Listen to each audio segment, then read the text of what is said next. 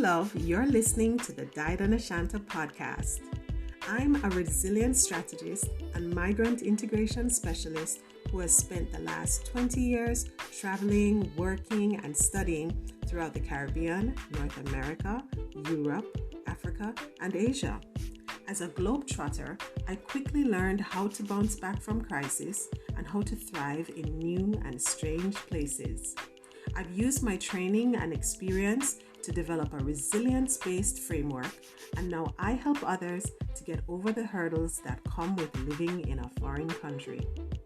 Now on this podcast, I invite you to join me on this journey of living with simplicity, joy, and resiliency. From green smoothies to goal setting, we'll cover it all. We'll talk about all the things that help us to thrive through the storm.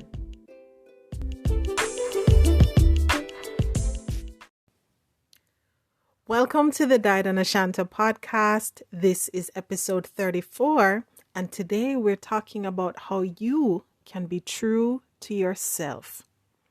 Now, when we think about mental resilience, we are not just thinking about cognitive skills and capacity. We are also thinking about mental wellness and emotional well-being, how our mind, will, and emotions are able to thrive in the midst of hassles and hurdles, any storms that we come upon from day to day.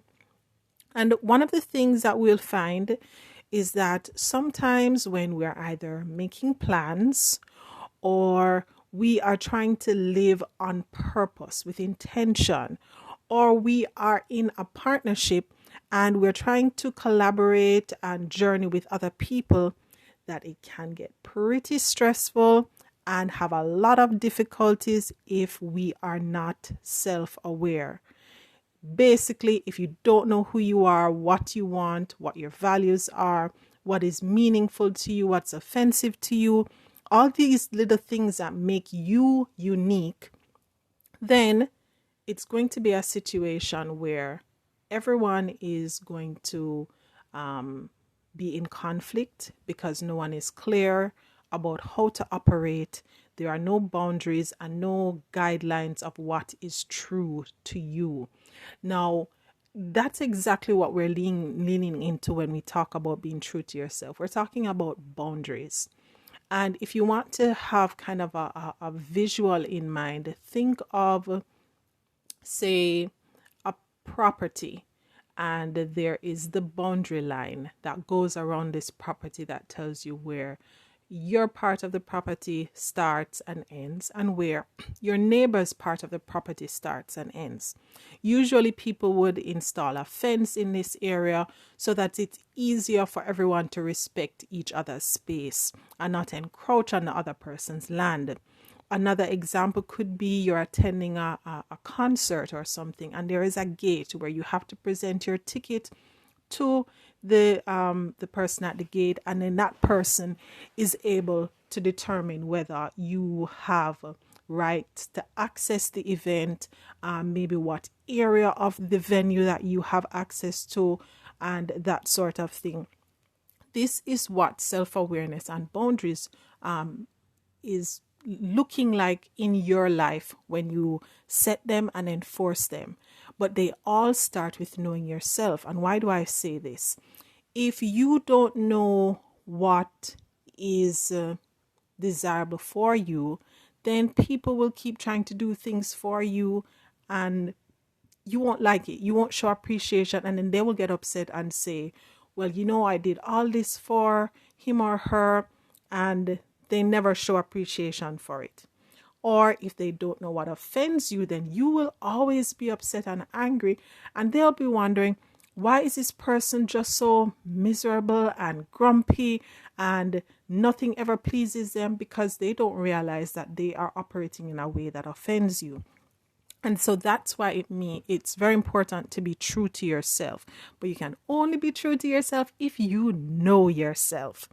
Now, when you think about people crossing boundaries, it is a situation where if you don't establish what terms of engagement you like to use with others, then they won't know where your part of the property starts and where it ends. And so there's this proverb out of Sierra Leone which says, invite people into your parlor and they'll come into your bedroom. Invite people into your parlor and they will come into your bedroom. Now, for those who aren't familiar, the parlor is another name for the living room, which basically says that the closer into your personal space that you bring people is the more liberties they will take, the more comfort they will have in doing as they please. And so that's really what boundaries are about. So when it is that you are thinking about establishing boundaries, enforcing those boundaries as you interact with others, as you make personal decisions, you plan for your future, you make major life changes, it's important that you know things like what your preferences are, what your desires are, what your limits are, and what your deal breakers are. And these four are handled in the book called Boundary Boss by Terry Cole. It's Boundary Boss, the essential guide to talk true, be seen, and finally live free. And Terry goes over in this book to talk about things like the thing you like, maybe one over the other. So I'm going to try and use, say, food to help us grasp this concept. So let's talk about tea, a hot beverage. Some people call it tisane. Now, if I come to your home and you decide to serve me a hot beverage and you say, hey, Dad, and what would you like? I have tea. You ask me, do you like tea? What kind of tea would you like? And you probably pull out a whole drawer with different boxes of tea and you ask me, and I'd look at it and I probably spot some green tea, I spot some peppermint, and I'm like, I'll take the peppermint. That's me communicating to you my preference for peppermint over the others. Does it mean that if you open that drawer full of tea and I didn't see peppermint, that I wouldn't have something else? Of course I'd have something else. But I found something that I like more than the other option, so I can communicate my preference. Let us say you then move into the desire. Maybe I would say, okay, I desire a hot beverage. Now, if I came to your house and I was like, oh, I'd love to have some tea, and it's probably 0 degrees outside, really cold, and we were probably working outdoors, and now I've come inside to sit down hoping to warm up and feel better, and you offer me iced tea. Now, I have no desire for iced tea because I'm freezing. I want something hot to warm my hands, to soothe my body and make me feel better having come inside from the cold. So my desire is for a hot beverage. And so that's what's going to make me feel contented after I've finished drinking it. It's going to make me feel appreciated for having either worked with you outside or coming to visit you. So that's where the desire comes in. Now, when you think of limits, now, although I want something hot to drink, if you give me something boiling hot or piping hot and I can't even sip it, then that's my limit. I'm going to probably say to you, I want it warm, not piping hot. Or I may say, I would like 2 cups of tea, not an entire liter. And so if you were going to sit there and say, but look, I made this whole liter of tea, you're going to let it waste. I now have to express and enforce my limitations to say, I can't have more than 2 cups of tea. And so I won't be able to drink the entire liter. I may offer you to say, okay, since you had intended this entire liter for me, maybe you could pack it in a takeaway bottle or jar or something and I'll bring it with me. That's me enforcing my boundaries about a limitation I have. Now, you think about deal breakers. A deal breaker is something that you just won't accept. It is something that's going to cause you grave distress. It's going to totally upset your state of mind, your ability to function at your highest level. It is offensive, maybe even disrespectful, totally out of alignment with your values, right? Now, It could be something that could physically harm you. These are the things that are deal breakers. So sticking to the line of this hot beverage, if you came to me, I came in and you said, okay, I'd love to have some tea, something hot. And then you said to me, I only have coffee. That for me is a deal breaker.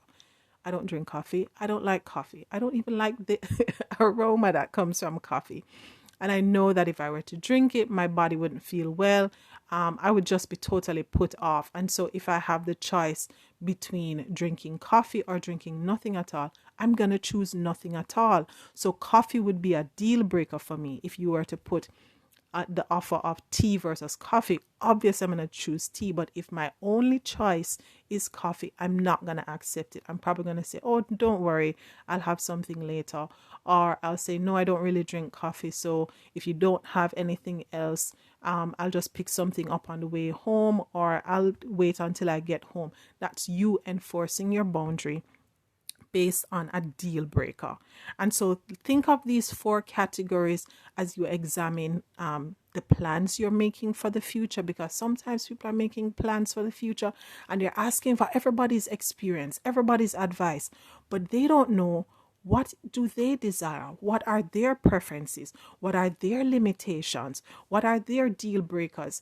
Your boundaries, your truths, what makes you thrive, you unique, is not going to be a mirror reflection of other people. And so it's very important that you become very clear about what is important to you, and not just feel like, oh, I need to be easygoing, I need to be agreeable, I need to be a peacekeeper, I need to remain constant. So if I say I want the blue one, I must always say I want the blue one. I mustn't change my mind when I suddenly find out, oh, the person has a purple option. No, it is very important for you to be very clear about what you desire out of every interaction, every situation, every pursuit. Know what your preferences are when you have multiple options available. Know what your limits are so that you don't end up being overwhelmed or being deprived of something that's important to you. And finally, knowing your deal breakers, the things that you're going to make an absolute no on, and you're not going to allow anyone to push you over into that area. And so that means that you're going to establish yourself as an individual who's going to be unique. You don't have to be like everyone else. You are going to be respectful as well. So even though you don't agree with the choices someone else makes, you can still respect the differences between both of you. It means you're going to be honest. So instead of just biting your lip and not saying how you feel about something, you can be honest and still maintain the peace. You don't have to say yes to everything other people want if you want to maintain peace. You can be honest and maintain peace. And then finally, instead of trying to be constant, never changing your mind, never changing course or choosing something different, be communicative. So if your choice changes, if your commitment changes, if your desires change, then you let it be known and be clear about it, because it's not a good idea to no longer want to say go along to a concert or to work on a particular topic for the group project, but you're keeping it to yourself because your behavior, your mannerism will show that you are no longer interested. And instead of others knowing straight up that you are no longer thinking along the lines you initially expressed, then they might get a totally wrong impression of you, because they're wondering, why are you moving strange, or why are you not contributing to the project, that sort of thing. So these are some of my thoughts on how you can be true to yourself, and in doing so, you can cultivate and replenish your mental resilience as you seek to thrive through the storm.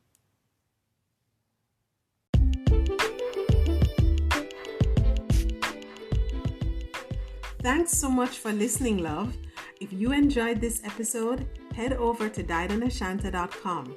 I'd love to hear your thoughts on today's message. Be sure to drop your email address so I can send you some helpful resources, updates, and the occasional music video that I may have on repeat. Make sure you subscribe and spread the love with someone you care about.